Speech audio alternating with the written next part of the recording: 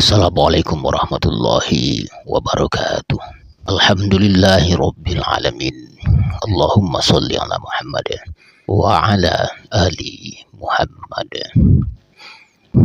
Saudara, dialog kita kali ini berjudul Al-Fat ala Al-Imam, membuka kunci yang tersegel. Dialog ini berdasarkan Futuhat Al-Makkiyah, pasal tentang Al-Fat pada bab rahasia solat, pada paragraf 621 sampai 624. Saudara, malam telah larut. Salik duduk di hadapan mursyid membawa selembar kertas berisi salinan teks Futuhat. Ia tampak gelisah, bukan karena mengantuk, melainkan karena sesuatu dalam teks itu telah mengusik sesuatu yang lebih dalam dari sekedar pikiran. Berkata Salik kepada gurunya, "Syekh, saya membaca paragraf ini berkali-kali dan setiap kali saya merasa seperti hampir menangkap sesuatu. Lalu ia lolos lagi. Di permukaan ini tampak seperti pembahasan fikih biasa, boleh atau tidak mengingatkan imam yang lupa bacaan. Tapi ada sesuatu yang terasa lebih berat dari itu." Mursyid tanpa menoleh dari tasbihnya berkata, "Apa yang membuatmu gelisah? Bacakan kepadaku paragraf yang paling membuatmu berhenti." Kata Salik, "Yang terakhir, Syekh, paragraf 624. Ibnu Arabi berkata,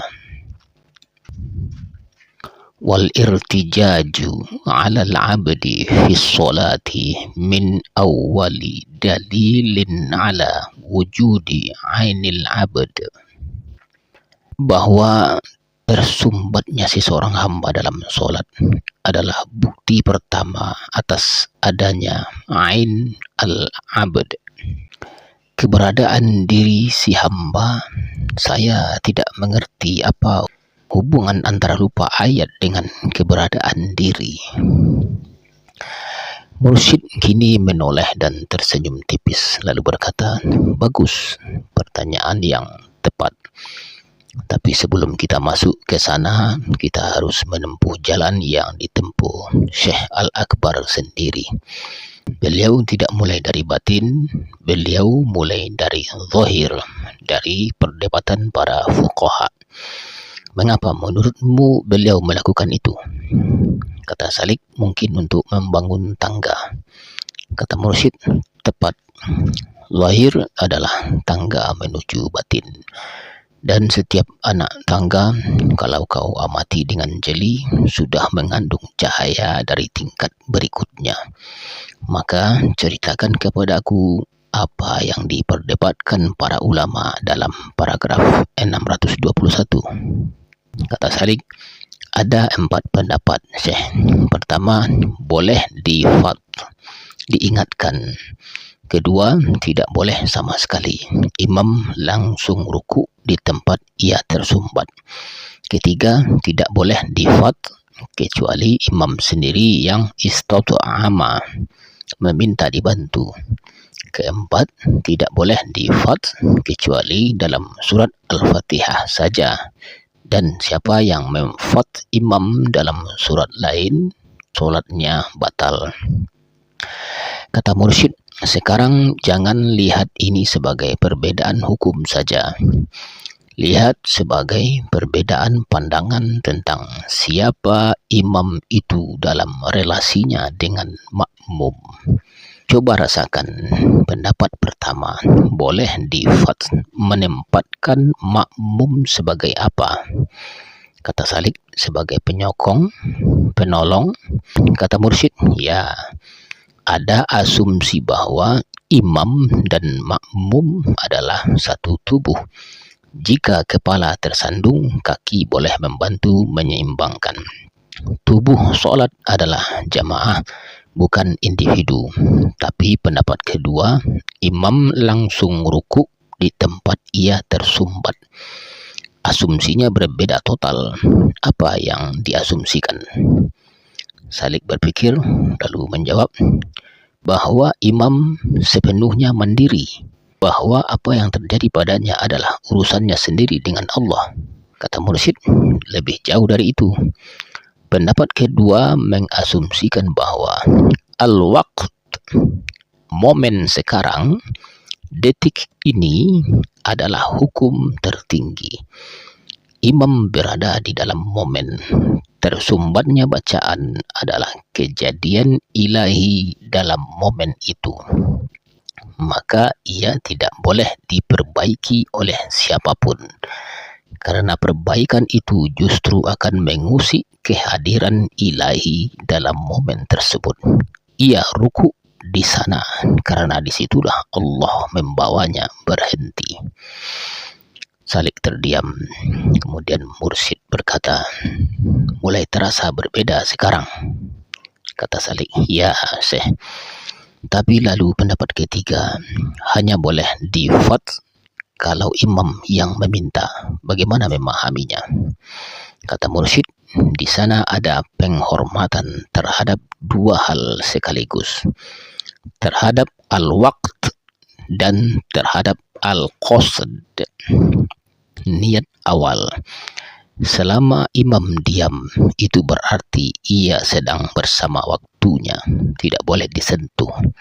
Tapi ketika ia istata'ama, secara harfiah ia meminta makanan, meminta agar kalimat itu disuapkan kepadanya, maka itu adalah sinyal bahwa ia memilih untuk menyelesaikan apa yang ia niatkan.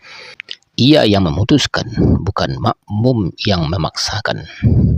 Kata Salik. Dan pendapat keempat yang membatasi hanya pada Al-Fatihah. Mursyid mengangguk pelan lalu berkata, itu paling ketat karena Al-Fatihah adalah rukun. Ia wajib sempurna. Sedangkan surah lain adalah sunnah. Maka di dalam surah lain tersumbatnya imam bisa jadi bukan kegagalan. Bisa jadi itulah surah yang Allah izinkan untuknya malam itu. Siapa kita yang memaksakannya melanjutkan? Salik mengangguk-angguk perlahan lalu memandang lembar kertasnya kembali. Kemudian berkata, Syekh, di paragraf 622 Ibnu Arabi melakukan sesuatu yang menurut saya sangat tidak biasa. Beliau menghubungkan pendapat-pendapat fikih itu dengan tiga konsep yang biasa kita dengar dalam pembahasan suluk. Al-khatir al-awwal, al-waqt, dan mura'atul anfas. Apa beliau sedang menerjemahkan fikih ke dalam bahasa tasawuf? Kata Mursyid, bukan menerjemahkan. Beliau sedang membuka bahwa perdebatan fikih itu sebenarnya adalah gema dari perdebatan yang jauh lebih dalam tentang bagaimana manusia seharusnya berada di hadapan Allah. Para fuqaha menyentuh kulit persoalan yang sama yang para muhakkik sentuh dari dalamnya. Kata Salik, boleh Syekh jelaskan ketiganya dalam konteks ini? Kata Mursyid, baik.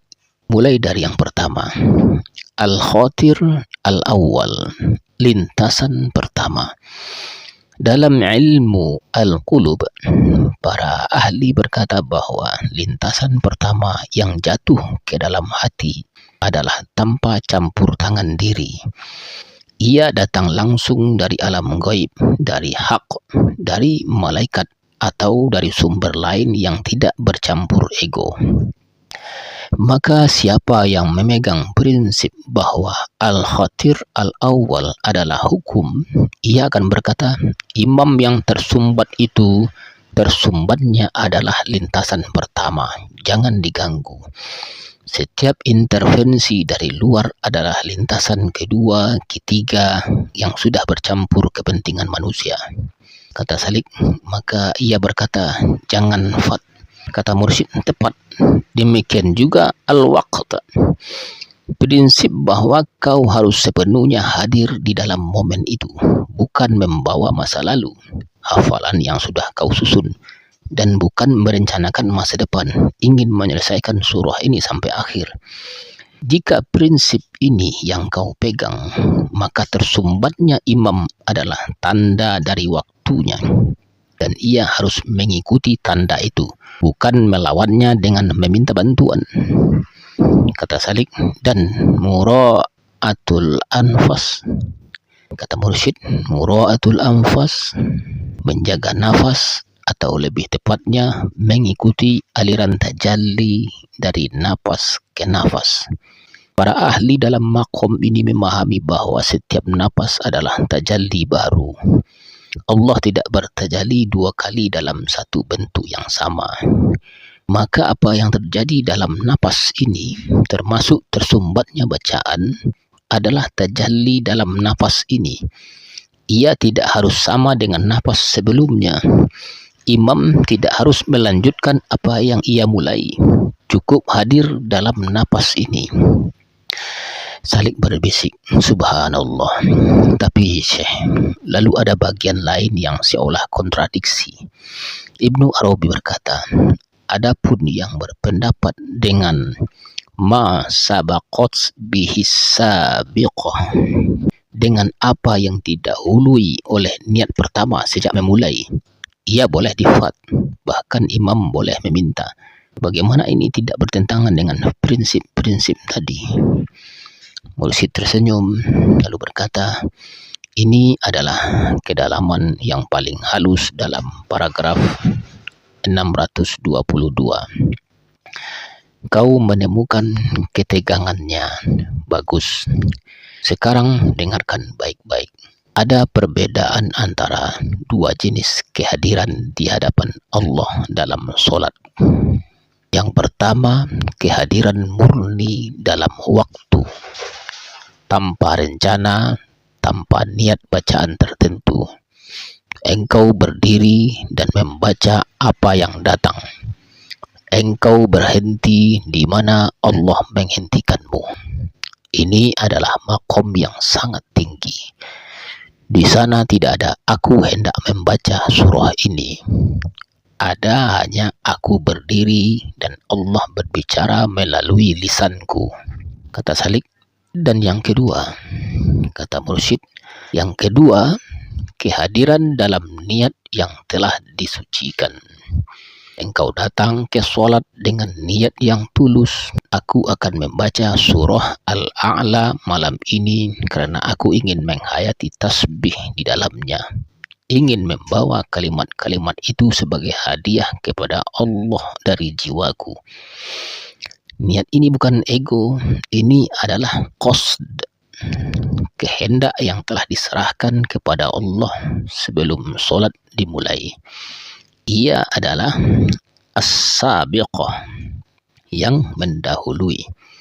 Kata Salik, maka jika di tengah sholat ia tersumbat, kata Mursyid, maka tersumbatnya itu bukan tanda dari waktu, melainkan ujian atas ketulusan niatnya. Dan jika ia istata'ama, meminta disuapi, itu bukan kelemahan. Itu adalah kesetiaan pada niat yang telah ia persembahkan. Ia berkata kepada makmum, bantu aku menyelesaikan apa yang aku niatkan untuk Tuhanku. Dan makmum yang memfat adalah perpanjangan tangan dari niat imam itu. Kata Salik, itulah mengapa Nabi bertanya kepada Ubay, mengapa kau tidak memfatku? Karena Ubay tahu Nabi hendak menyelesaikan bacaannya, dan Nabi tahu bahwa Ubay bisa membantu.